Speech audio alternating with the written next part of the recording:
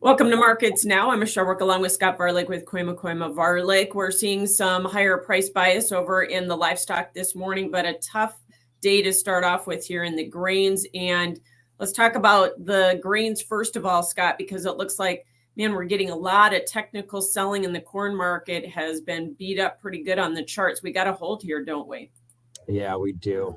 Thanks for having me today. But the range bound markets that we've had, especially in the corn, suddenly being challenged, pretty comfortably at the top side of the range, and swiftly after a couple of days go find the bottom side. So seeing some increased volatility. I'm going to tie some of that to option expiration that does happen today on the March options. And what that means is anybody that's got a put or a call on that's in the money or out of the money, those will either exercise or come off the market today. And I think we've had such a large shift, just a big increase in OTC swaps market. So it's a way that a lot of people are trading options using hedge strategies, your accumulators that you hear about maybe from your local elevator, but those are all tied up into those option strategies.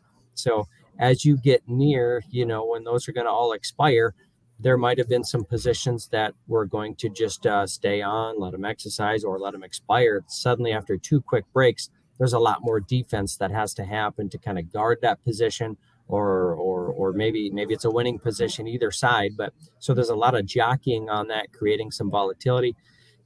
We'll maybe know Monday if it's going to quiet down, but sitting at the bottom of this range in a market that many thought, okay, the futures are telling us this market is going lower, and think that, hey, there's going to be a correction coming.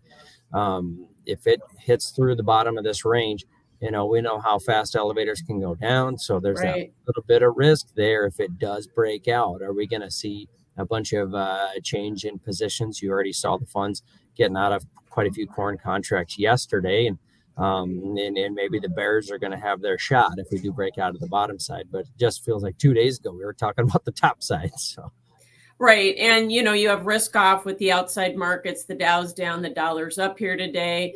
We didn't have the greatest exports in the weekly report this morning, and then you're still trying to digest yesterday's USDA Ag Outlook Forum numbers. So there's really not a lot bullish for this market to trade here either, is there? Yeah, a lot of the stories that we relied on that got us to some of these levels, that we haven't had anything additional to throw into the pot. Inflation, weak dollar was one of the first things that got us there, and that's not weak anymore. And then it was the Russia-Ukraine, throw that in the mix, and that's still ongoing, but we're still trying to lean on some of those same stories, other than maybe the South America was the only new one, and being dry in Argentina. But I think we're starting to gear up and look forward to what does our acreage look like, and that's not till the end of March. So we're not able to throw too much of that at it yet. I think you get about a week ahead of that. We'll maybe dial that in a little bit harder, but lacking of a new story to really feed these bulls right now. Right. Feed users, are you suggesting they do anything here with the corn market? Or are you thinking there's more downside and they can catch it then? It's been stuck in the range long enough. I think feed users have been trying to just go hand to mouth. We stuck our necks out there early to make sure we had some inventory bought at harvest when everything was pretty high, and the basis has stayed strong. But a lot of the cattle or hogs that were put on feed, you saw the lower futures, so you were hoping for a break, so you probably didn't overextend yourself. So I think you're continuing with this hand to mouth kind of purchasing right now, and you're probably holding on and seeing if it's going to hold the bottom of this range here. And as soon as that basis starts to give up somewhere, I think the domino effect will happen.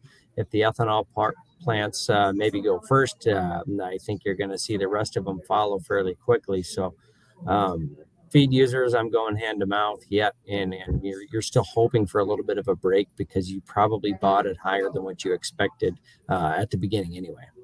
So cattle market, more highs here. We keep scoring day after day. And of course, we have a lot of very positive fundamentals. Cash trade looks like it's going to be stronger for the week. Boxes are on fire, but is a lot of this just about positioning here ahead of what could be a pretty bullish cattle on feed report? I think that's some of it.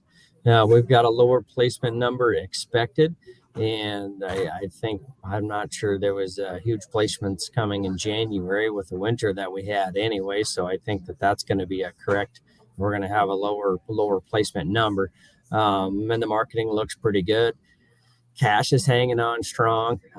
We've been overbought for a significant amount of time here, Right. a couple of weeks. So it's not like it's just this week they're getting in ahead of the report. We're seeing large jumps in the open interest. So I think it's that long-term bullish story that just continues to hang on and be the front runner. The cattle on feed report should be fine. I don't know if anybody's really worried about it. I guess the risk would be as if it was on the negative side, but still a lot of interest that this thing needs to continue to be higher. And there's a group of people waiting for breaks to be bought, and they're just not getting one. And all of a sudden it rallies another $3 and they still didn't get their break to buy. And a lot of confusion there. And haven't seen a whole lot of hedge pressure yet either, right?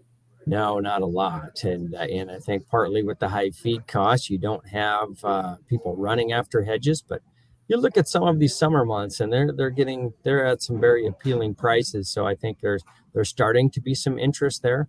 But when a market's going up and making contract highs every day, yeah, usually you get a little break, and then all of a sudden it might jar a few memories that they need to do some hedges. I don't know if it's something, if I'm a brand new hedger, that I want to jump in there and say, hey, this is the year to hedge my cattle. I think it's, if you're a hedger and always are a hedger, then yep, then you continue with that plan. But you're going to want to be a little bit careful with it. At these levels, these prices, I'm still rather looking for some sort of floor under things, and I don't think they're priced so bad. So that way I can have my upside. So cash trade, like I said, there hasn't been a lot of it, but what we've seen so far this week has been higher money, right? It's been a little bit higher. We've got some 164 that happened, and that's more on some cleaner cattle, some inside cattle, because the outside yards, if you got a live bit on the cattle, that's, we're really going to start suffering from some of these yields here. So these 260 meat bids, yep, they're higher. It sounds good. It's great to talk. If you have a critter that's only going to yield 60%, you're still back in the upper 150s on some of those prices, and that's going to be a rude awakening when you see that check come in that poorly. So really trying to analyze what you can get for a bid. Make sure that you're able to take one of those meat bids. You're always trying to push for a live bid, and some of you can't get it. I understand that. So there's quite a discrepancy between the meat and live bids, but they all feel good. There's only been a few trades out there this week to start. It seems like all these trades continue to happen later in the week, which means, hey, I think that the packer doesn't want to show us cards throughout the week, and they're all a little bit closer to the knife than you think, even some of the majors that are only 2 weeks out. So you're able to kind of get some cattle sold, get them moved, and you don't have to sit on them for 45 days trying to wait for them to move. Little support in the hog market, although it's been a choppy affair here. And of course, we had very strong exports this morning. Cutout value was up here, I think about almost $3. So we aren't seeing the market though really take off. And so talk about, do you anticipate at some point this market's going to get a little traction or not? I don't feel like it's going to have a ton of traction. I guess we're still trying to decide if it's partly cloudy or mostly cloudy in that market. It's so uncertain how you want to call it, but it did carve out a bottom there. And it's to me, it's just not the time of year that market needs to have a large correction lower, not the time of year that you really want to be short. I think April had a big premium over where the Fed went off for a reason. So I think that there's going to be some optimism, a little bit of higher cash in the upfront here. To me, it's just not a long-term. We need to really get this rocket ship moving. So yeah, you can maybe get another couple dollars out of it, but I think that's going to be all the traction it's going to be able to get, in my opinion. But good exports this morning. Maybe that's something that'll keep on and get them boosted. That's something that market needs. A strong fundamental part of the market to stand on, rather than we try to figure out what the cutout is doing or what the cash is doing, because it's so volatile and up and down and such a thinly traded market. So exports is something we could stand on and say, hey, let's look at this. Well, what's really happening there? Yeah, we'll see if that's enough to get the funds to continue to cover these shorts here. All right. Thanks so much for joining us. Scott Varilek with Kooima Kooima Varilek, and that's Markets Now.